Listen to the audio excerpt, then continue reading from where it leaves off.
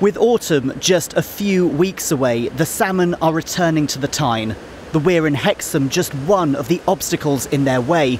Leaping and jumping, desperately battling their way upriver, back to where their story started.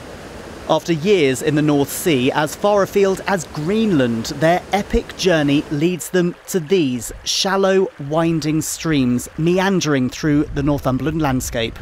It's hard work for them, but what we don't see is how much work goes on behind the streams.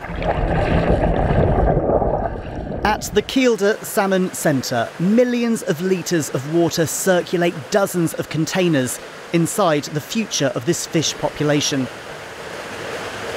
In these tanks are tens of thousands of young salmon, but these fish are not destined for the dinner plate. Nope, they have bigger adventures ahead. These are just some of the 400,000 young salmon that have been raised here this year, all set to be released into the Tyne and its tributaries. But why?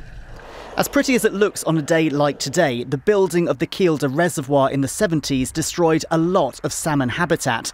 This project aims to compensate for that. And today, around 4,000 fish are making their journey into the wild.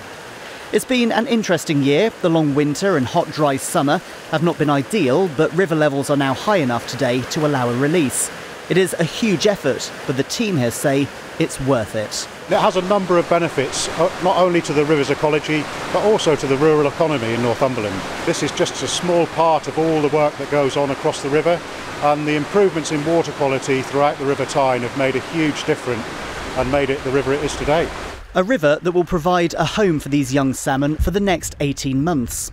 Several sites are picked for the release, sites these fish could eventually find their way back to. After months of nurture, it's over in just a few seconds. Thousands of fish are poured into the water. The next generation of Tyne salmon, they're now on their own. The odds are against them. Out of the 4,000 released today, only a handful are expected to make it back here to breed. But with a bit of help, we can be sure the salmon will be jumping for many years to come.